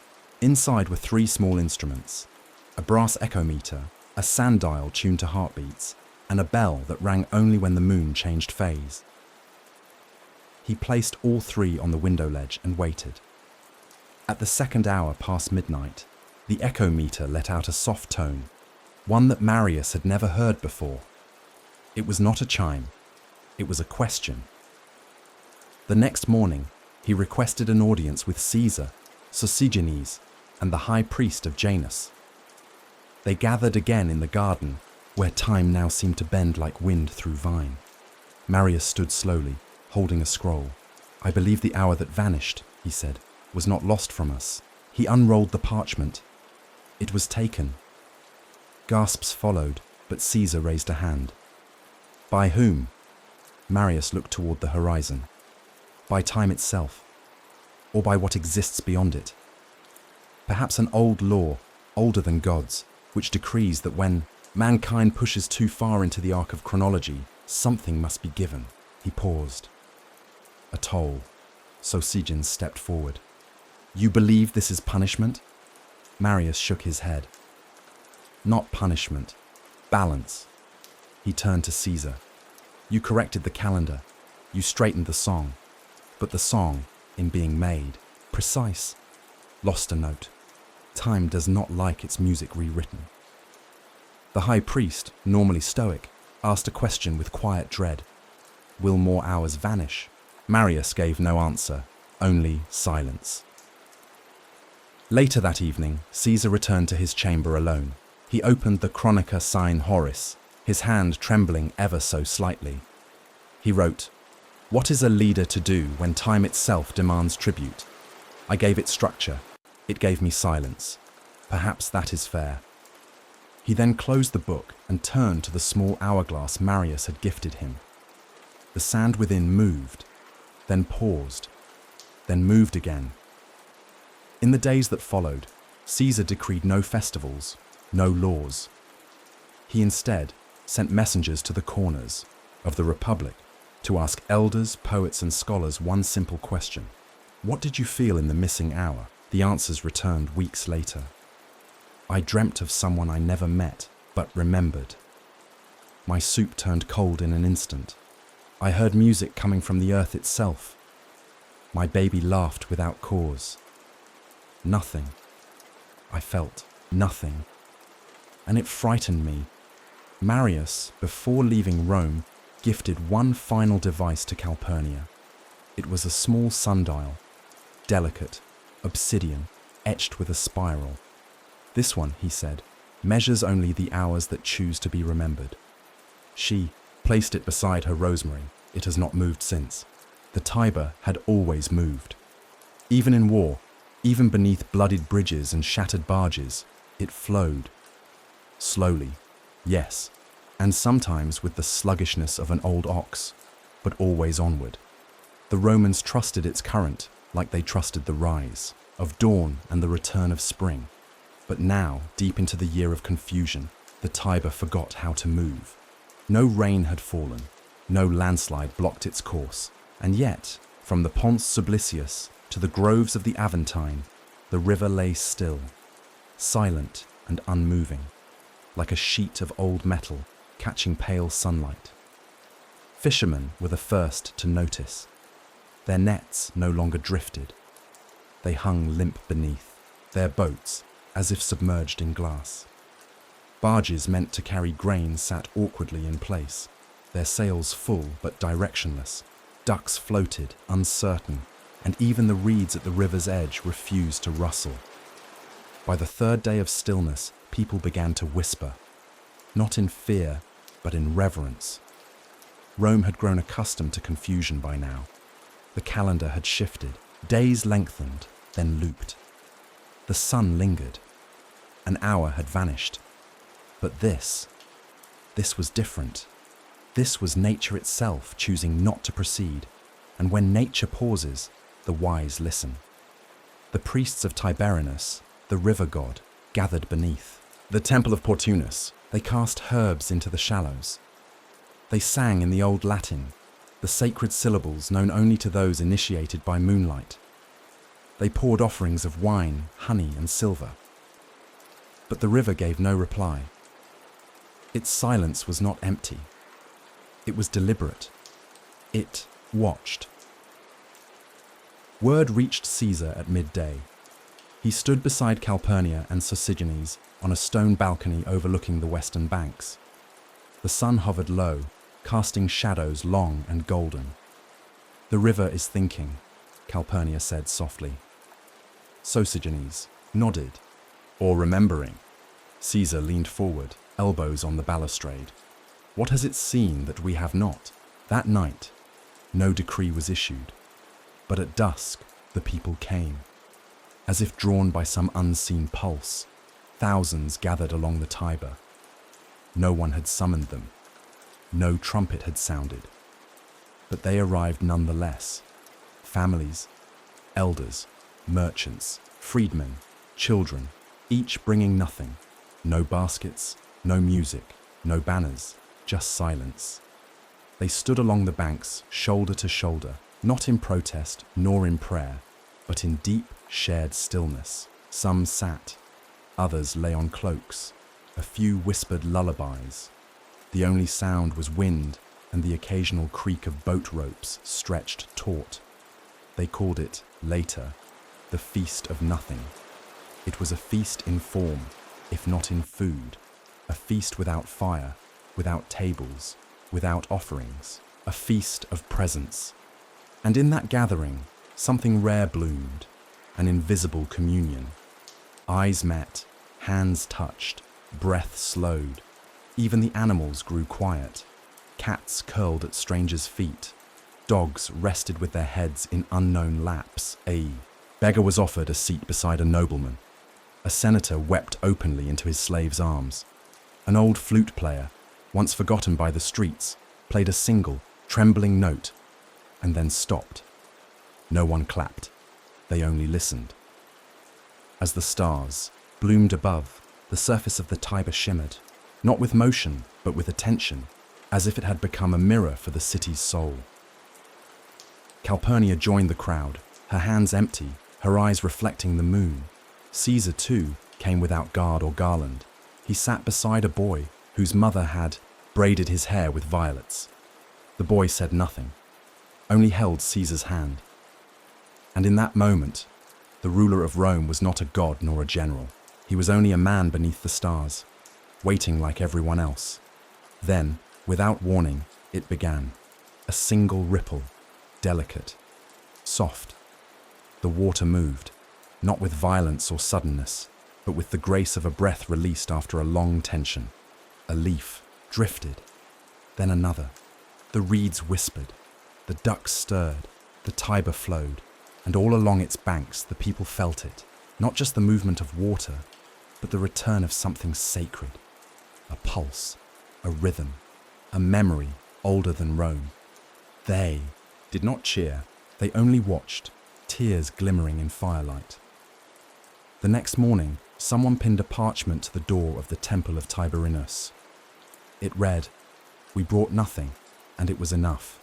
No name, no seal, just a simple spiral drawn in ash."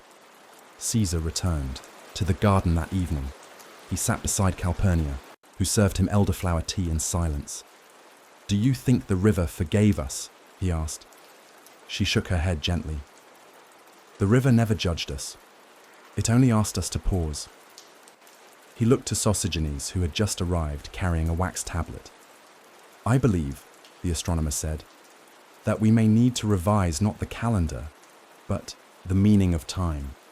In the Chronica seen Horace, Caesar wrote, 'There are days when nothing is asked of us, not work, not celebration, only presence.' Today, the river taught us that in stillness lies a greater feast than any triumph may bring. The feast of nothing became tradition, not proclaimed by law, but by memory. Each year when the air grew still and the Tiber slowed, if only for a moment, people would gather, not to fix, not to plead, but simply to be, and Rome, that mighty lion of empire, learned, if only briefly, to purr. Beneath the hills of the Palatine, deeper even than the vaults of the state treasury, or the catacombs where ancient kings were said to sleep, there existed a chamber known only to a few as the ossuary of time. It was not built by the Senate, nor did it appear on any map. Even its keepers, 3 elderly scribes who lived in silence, could not recall when the chamber had been first opened. They only knew that it held the bones of calendars long dead. The room was carved into the rock itself, its walls etched with forgotten numerals and star charts that glowed faintly when touched by torchlight. Scrolls, brittle with centuries, lined its niches. But stranger still were the objects at the center. Fragments of stone wheels, pieces of lunar discs, shards of sundials from lands now turned to dust. These were the skeletal remains of time's earliest tools, from the clay tablets of Sumer to the obsidian moon discs of the Etruscans, and even a fractured bronze ring said to have belonged to a pharaoh's astronomer. They called them the bones of the calendar, and now, in the long silence of the year of confusion, they had begun to hum. The hum was not loud, it was low and constant, like a whisper breathed into granite. The scribes, long trained in the art of silence, began to detect subtle shifts. One morning, they found that the dust no longer settled. The air held still. Even the torches burned without flicker. And when one of them placed his ear against a stone slab, engraved with a pre-Roman solstice chart, he heard a voice. Not in Latin, not in Greek, but in rhythm. 4 pulses, a pause, 3 pulses, a breath. It was not language, it was remembrance. Word reached Caesar through channels even he did not fully control. A young girl, mute by birth, delivered a small stone fragment to Calpurnia's garden. Wrapped in lamb's wool and inked with an unfamiliar symbol, it carried no explanation. But when Caesar touched it, he felt a sensation he had not known since childhood. Time, not as calculation, but as presence. He summoned Sosigenes and Flavia, the linguist. Together, they brought the fragment to the ossuary of time. The descent took hours, down spiral stairs slick with condensation, past hollow halls of forgotten oaths and sealed shrines. They reached the chamber. The scribes did not speak. They only gestured to the center. There, upon a low stone pedestal, the fragment began to vibrate. A faint light emerged from the carvings on the wall. The bones of the calendars, once inert, glowed with dim, rose-colored warmth. Sosigenes stepped back. It responds to him. To whom? Flavia whispered. Caesar placed his palm flat upon the altar. To memory, he said. In that moment, something stirred within the stone itself. Not a voice, not a god, but a shape. A pattern long buried. Images flickered across the walls. Star alignments, solstice fires, ancient feasts with no names, people around campfires, women weaving stories into threads, children burying stones marked with glyphs. It was a map of time, not as line or spiral, but as layer, each year not replacing the last, but building upon it. A memory not lost, but folded. For hours, they stood in stillness. When the light faded, Caesar turned to the scribes. Why was this place hidden? One, the eldest, spoke at last. Because truth is dangerous if seen too soon. And now, he said, Rome is ready. Caesar left the ossuary changed. He did not speak of it to the Senate. He wrote no laws. But he began anew. Practice. Each morning, before he addressed the city, he walked alone to a small patch of earth behind Calpurnia's garden. There, with a simple stick, he drew a circle. Then another, inside it. Then another. When the wind erased it, he drew it, again. He called it the hourless ritual, not for worship, not for power, but to remember the voice beneath the stones. Meanwhile, Rome began to feel the echoes. Dreams grew more vivid. Artisans carved strange spirals into pottery without knowing why. Children played a new game, laying hands on old walls, whispering their names, waiting for the stones to answer. And in the archives, scribes began leaving space between entries. Not blank, but open, like pauses in music. waiting to be filled by the future. Sosigenes, ever the scholar, noted, "Time no longer flows, it resonates. It is not a thread we walk, but a drum we echo." And Flavia, transcribing an ancient hymn, wrote, "We are not writing history, we are remembering it forward." One evening, a quiet procession moved through the streets. No one led it. No, one declared it, but by moonlight, hundreds walked with stones in their hands, small ones, smooth ones, each marked with a word, a symbol, or nothing at all. They left them at crossroads, temples, fountains. Little messages for time itself. A new kind of archive. Caesar watched from his balcony, heart full. This was no longer confusion. This was becoming.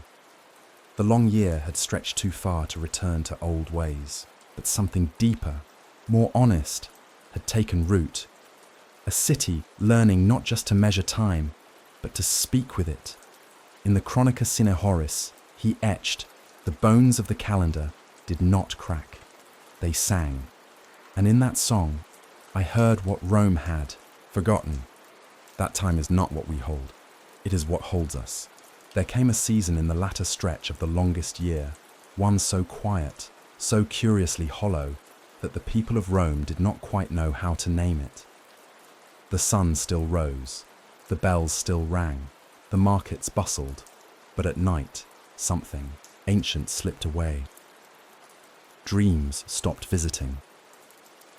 At first, the change went unnoticed. A senator missed the memory of a wine-soaked vision and blamed his age. A baker said her sleep had been too deep to recall the usual wandering shadows of her mind. And children, who once woke with laughter from moon-sculpted cities and winged horses, now rose blank-eyed, asking no questions of the night. But soon, the silence spread. Whispers emerged. I saw nothing. I was nowhere. It was just black. It was not insomnia. People slept deeply, some more so than before, but they awoke without echoes, without colour. The usual morning rituals of sharing curious night fancies faded. Pillow talk gave way to puzzlement. A people who once revered their dreams as messages from gods now felt unvisited. Even the poets grew still. The priests of Somnus, guardian of sleep and dream, became restless. They offered lavender oil at the base of his statue, burned blue sage, beneath the temple of night. They chanted forgotten lullabies in archaic cadence, hoping to summon back the secret weavings of the slumbering soul. But the marble eyes of Somnus remained closed, and the dreams did not return. Calpurnia noticed it, first in Caesar's breath. He no longer stirred in sleep. No murmured words, no fluttering lids. His rest had become a silence too deep, like a coin dropped into a bottomless well. He woke untouched, his brow smooth, but not restored. I feel, he told her one morning, as though I am only sleeping halfway, like a man locked outside his own memory. And Calpurnia, who once dreamed of her grandmother walking the garden paths, now stared into blackness each night, forgetting even the scent of rosemary in her dreams. Sosigenes, drawn once again into the folds of mystery, consulted scrolls from Babylon and Alexandria. He found references to the hollow night, a fabled age in which people ceased to dream not from punishment, but from neglect. When time grew too calculated, too mechanical, the dreams, so these stories said, would recoil like startled deer. Dreams, he explained to Caesar, are not fantasies. They are threads, living ones, that bind memory, myth, and meaning. If we pull too tightly on the fabric of time, the threads may loosen. Have we undone the dream by straightening the days? Caesar asked. Sosigenes did not answer, but his silence spoke volumes. And so, for the first time in recorded Roman history, an imperial edict was issued not for war or reform, but for sleep. Caesar declared the creation of the Sanctum Somniorum, the chamber of dreams, not a temple, not a barracks, but a still space atop the Janiculum hill where citizens could sleep beneath the stars, unburdened by duty or clock. No speeches, no songs. Only quiet and the waiting for what once came freely. The chamber was circular, roofless, and made of pale travertine. Cots lined the inner curve, draped in linen and shaded by drifting muslin. In the centre stood no altar, but a shallow basin of clear water, untouched except by moonlight. On the first night, 20 came. By the second, 100. They lay beneath the sky in patient silence, young and old, slave and senator, waiting, not for sleep, but for dream. At first, nothing happened, but on the 10th night, a boy of 7 spoke as he awoke. "I saw a boat made of feathers," he whispered, "sailing on a river of ink. The stars watched, and someone said, 'We've been waiting for you.'" The others wept softly, for it was the first true dream Rome had received in many nights. Word spread quickly. People travelled days to reach the hill. They came not to be cured, but to remember, and, in remembering, they began to dream again. One dreamed of singing statues, another of her mother's laugh from when she was a child. A former soldier saw himself as a child, cradled in the arms of a god with no name. Caesar, too, finally dreamed. He stood in a garden that stretched beyond sight. There, time grew like vines, some blooming backward, others coiling into loops. He heard a whisper in the air, "You are not the author, only the gardener." He woke before dawn, tears on his cheeks, smiling. That day, the people brought small offerings to the chamber of dreams, not incense or coin, but memory. One woman left her grandfather's flute. A child placed a painted stone. An old man whispered the name of his first love into the basin. And Calpurnia, walking the silent paths of her garden, dreamed again of her grandmother, who smiled and handed her a rosemary branch, saying, "We are always dreaming, even when awake." In the Chronica Sine Horis, Caesar wrote, "When dreams leave, we feel nothing, but when they return, we remember we are still alive." This year did not steal our dreams. It asked us to earn them. Not long after dreams returned to Rome, as quietly as the flight of a shadow across marble, something new began to take root. Something that had no name, no calendar entry, no sanction from priest or senate. It began with a mirror, not one of silver or polished bronze, but a basin of still water left untouched in the garden of a librarian named Lucilla, a woman known for her love of riddles and old legends. Each morning, she noticed that the water reflected more than it should.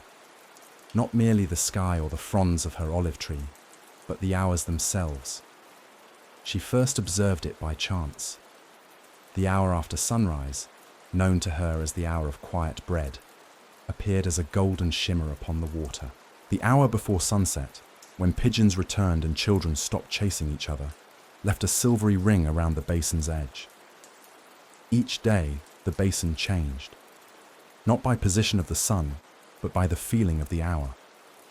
Lucilla began to record these changes in a soft leather-bound journal.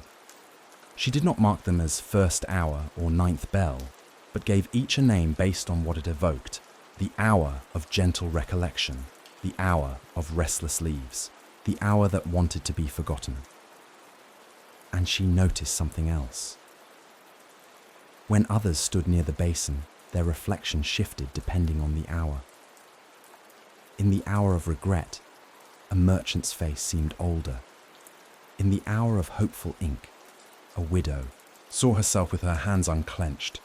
Time, it seemed, had begun to wear expressions. Lucilla shared this discovery with her neighbours. At first, they called it nonsense, but then they began to visit, and they too began to feel it. That time no longer ticked evenly, but wore moods like a river changing its voice over stones. Others across Rome began to do the same. In the southern quarter, a baker noticed that her loaves always came out softer if baked during the hour of forgiveness. In the aqueduct shadows, Children declared that if they whispered secrets during the hour of wandering thoughts, the statues would keep them. Time was no longer fixed by sundials or shadows. It was now lived by feeling, by rhythm, by the heart's quiet recognition. And then came the festival. But no one declared it. No one prepared for it. It simply happened. On the 392nd day of the longest year, a strange hush spread through the city. Not the silence of absence, but of anticipation, the kind of silence before a snowfall or a long-awaited visitor's knock. People stepped outside their homes without knowing why. Some wore cloaks, some carried flowers, others carried nothing but their breath. There were no altars, no instruments. But they moved slowly through the streets, not in processions but in wanderings. Some danced without music, others cried and did not know the reason. Scribes, unsure what to name the day, left their entries blank. Children called it the Day of Open Eyes. An old philosopher whispered, "It is the festival of now." And a blind poet, sitting at the foot of the temple of Vesta, said aloud, "This is the hour that has no border, the moment Rome stopped running." Caesar watched from the eastern wall of the Palatine. He stood with no laurel, no guards. Beside him were Calpurnia and Sosigenes. "It has no name," he said. "It needs none," Calpurnia replied. "It came to us because we stopped calling," Sosigenes added. The three of them walked down into the streets, not to lead, not to be seen, but to feel. They joined a group of children drawing spirals in the dust. A mother handed Caesar a fig without recognizing him, and for the first time in many seasons he laughed, deep and honest. That night, the people lit no torches. Instead, they left bowls of water on their windowsills, mirrors for the sky, and when the moon rose, many swore they saw not its usual face, but a gentler shape, something like a closed eye, resting. The Chronicus Sign Horace entry for that day read simply, "The hour arrived without footsteps. We did not chase it. It sat with us, and it left behind no burden." The next morning, the city did not speak of what had happened, not because they forgot, but because they carried it. Each person had felt it differently, and each knew the other had felt it too. That was enough. The festival with no name became the most beloved day in Rome, yet it was never marked. It returned when it wished. Some years it came twice, some years not at all. But each time it came, people knew. They stepped out into the air and breathed together, and in doing so, they remembered they belonged not to hours, but to one another. Time softened further after that. Calendars were still kept, but they mattered less. Birthdays were celebrated by story, not by date. Feasts were held when grapes were sweetest, not when laws said they must. And Caesar, once the master of days, now became a servant to the moment. He planted trees. He hosted quiet meals. He listened more, and in listening he grew. There stood, just outside the gates of the city, where Rome gave way to fields of wheat and songbirds, a crooked little villa perched beneath two leaning cypress trees. It was called, by those who knew, the House of Returning Things. No sign marked it. No road led directly to its door, and yet people found it, always at twilight, always by accident. Inside lived a woman named Amara.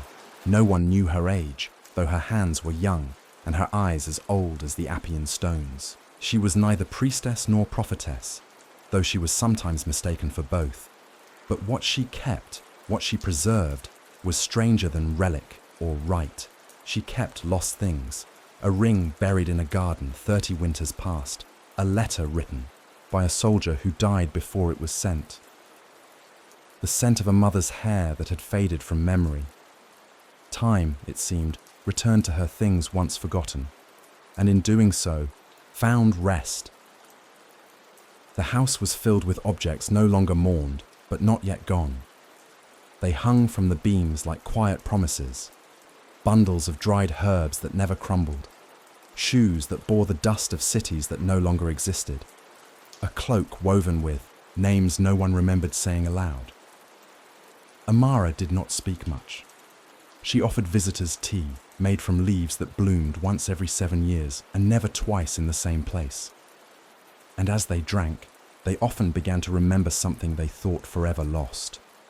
Word of the house reached Caesar not by courier, but by dream.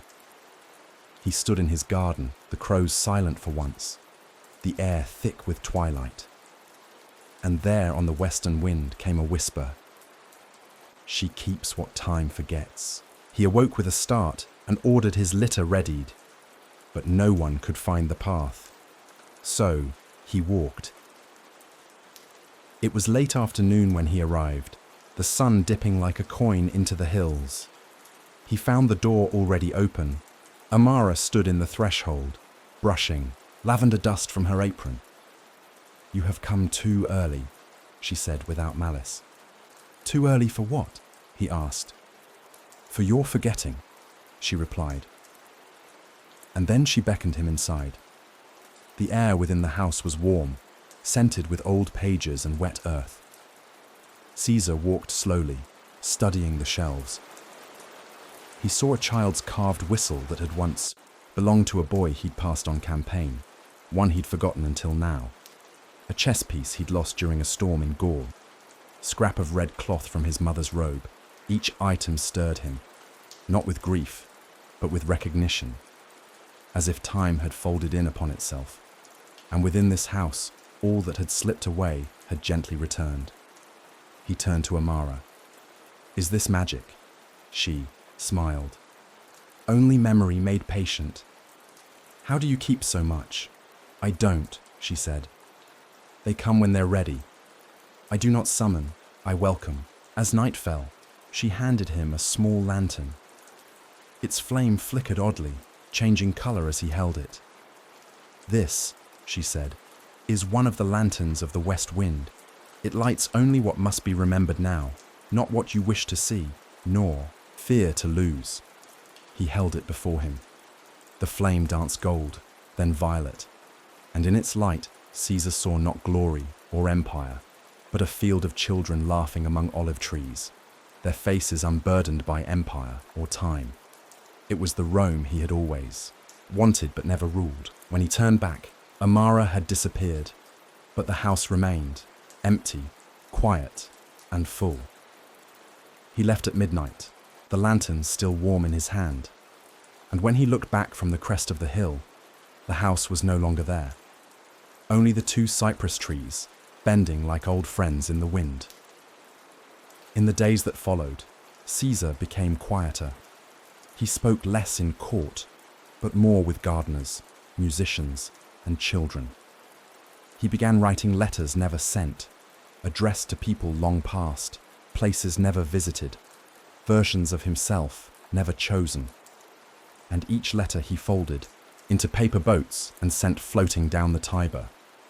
The river, it seemed, had grown fond of messages. Calpurnia watched this shift with gentle eyes. "You have changed," she said. "I have returned," he answered, and she understood.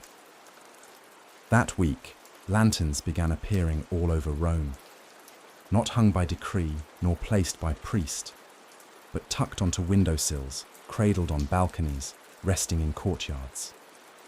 Each flickered with the soft flame of remembrance. Some said they dreamed more vividly in their light. Others claimed they heard music only memory could play.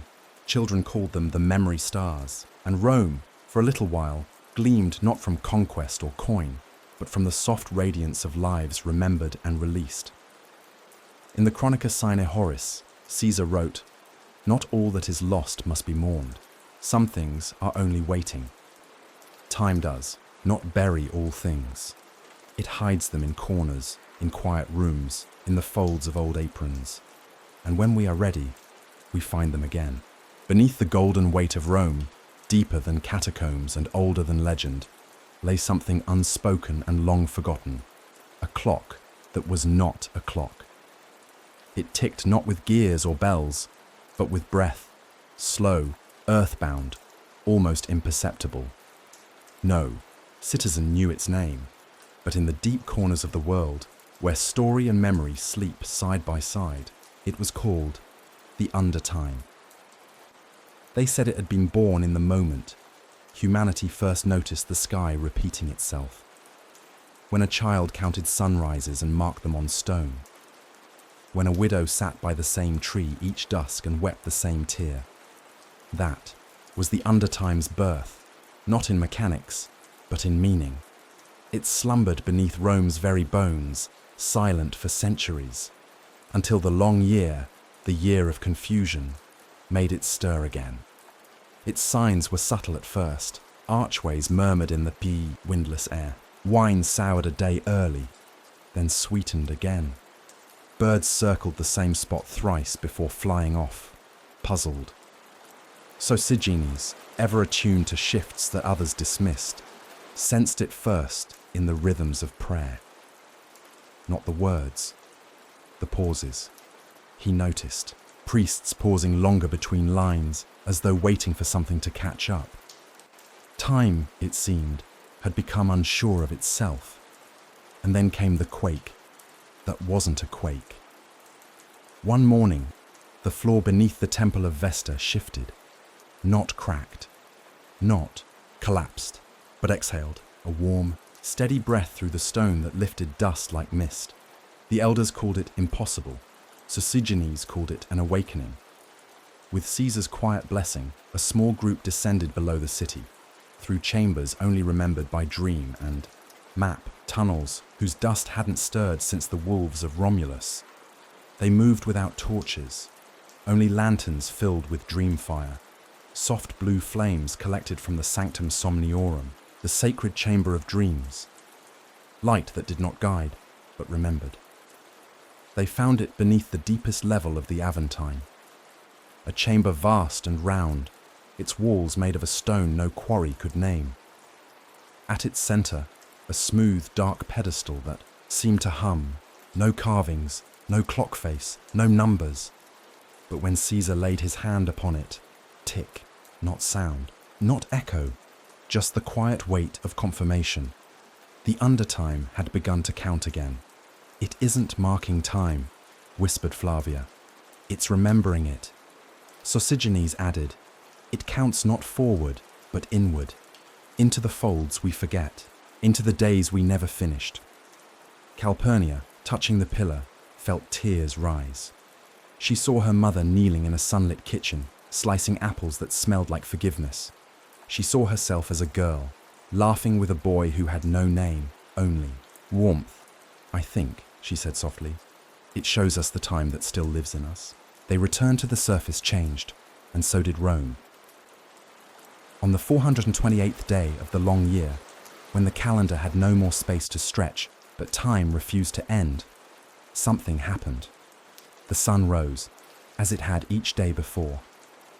But then, it stayed, not fixed in place, not frozen, but simply unwilling to proceed.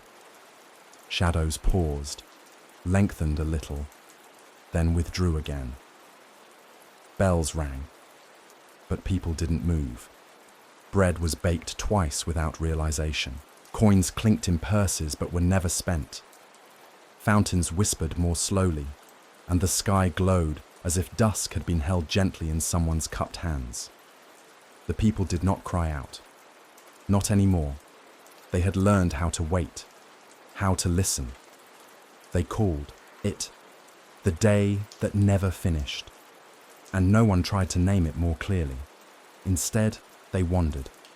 Children played the same game all afternoon, laughing as if the rules had been invented by the hour itself. Elders sat beside strangers and spoke stories with no beginnings. Musicians improvised songs that spiraled and never ended, tunes made only of return and variation. Caesar stood in the forum, surrounded by quiet joy. He wore no laurel, no robe of triumph, only a simple cloak. Beside him stood Calpurnia and Sosigenes, and together, without command, they sat down among the people. No one bowed, no one knelt, but many smiled, seeing that even the ruler had learned to wait. As dusk deepened into its second unfolding, the city exhaled. People lit no fires. They simply sat. Until sometime deep into that gentle twilight, the sun finally sighed and slipped below the hills. And the day, whatever it had become, was allowed to rest. Caesar returned to his chamber. He opened the chronica sign Horus and wrote, "Some days are not meant to conclude. They are meant to be kept within us, like a breath you never exhale, a song you never finish. Time does not always demand closure. Sometimes it only asks for our company." From that year forward, whenever the sky lingered too long in its golden hour, whenever a bell rang without echo, the people knew. The day that never finished had come again, not every year, not predictably, but always when most needed. And on those days, they stopped, they remembered, they waited together, not for something to happen, but for what had already happened to become whole. There was no chime, no curtain fall, no herald announcing its passing. The longest year in human history did not end with fire or fanfare, nor with proclamations etched in stone. It ended like a breath exhaled into evening air, slow, warm, and full of memory. A year that had begun in precision and calculation faded into something altogether different. A memory held gently, like the last golden drop of sunlight at the edge of a hill. On the 445th day, though no one quite said so, Rome awakened to something it had not known in months. Closure. Not the closing of doors or documents, but the soft arrival of something complete, something fulfilled. People rose with no urgency. The birdsong was slower, more musical. Even the stones seemed to rest, their usual heat cooled by the knowledge that time had finally folded itself back into place. Caesar awoke before dawn, not to command nor dictate, but to watch. He sat in the garden beneath the whispering myrtle tree, his feet bare against dew-kissed ground. The sun had not yet pierced the horizon, but the light was already changing, ripening like fruit after a long season. Calpurnia found him there, her shawl wrapped loosely around her shoulders. Eyes, soft, you felt it too, she said. He nodded. No dream, he replied, just the feeling that something is complete. They did not speak again for a long while. Later, he walked through the streets. No guards flanked him. No trumpets sounded. He passed bakers who gave away loaves without tally. Gardeners trimmed hedges without measuring. Children skipped in spirals, laughing with a wisdom beyond their years. He stopped by a stone well in the southern quarter, placing a hand on its weather-worn rim. There, he whispered, "We have stopped counting." And for the first time, he felt what it meant to be without time, not in loss, but in peace. In the forum, no senators met. The statues, usually so stiff in shadow and light, seemed kinder that day, as if even marble had softened to witness the city's stillness. In the old libraries, scrolls were not copied, but read aloud in corners where light fell gently through lattice. In the sanctum somniorum, the chamber of dreams, people slept side by side, not seeking prophecy, but simply resting beneath a sky that no longer demanded motion. Rome had, in 1,000 little ways, surrendered to something larger than itself. Not an empire, not a deity, but a knowing that there are moments, however rare, when all is enough, and this was one. As sunset approached, people began lighting lanterns, not to mark the darkness, but to remember the light. No parade was declared, no feast was set. Yet across the city, fires flickered in bowls of water, in cracked vases, in open palms. Each flame a small prayer. Thank you, time. Thank you for coming back slowly. Caesar returned to the garden just as the final swallows disappeared into the trees. The sundial cast no shadow. It faced neither urgency nor regret. He held in his hand a single sheet of parchment, upon it a final passage for the chronica sign, Horus. He dipped his pen and wrote, This year, so long it forgot its own name, taught us not to command time, but to companion it.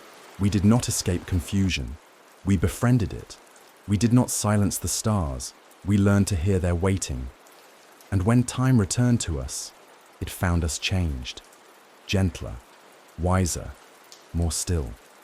He folded the parchment, placed it in a small clay vessel, and buried it beneath the rosemary bush that had bloomed even during the darkest days.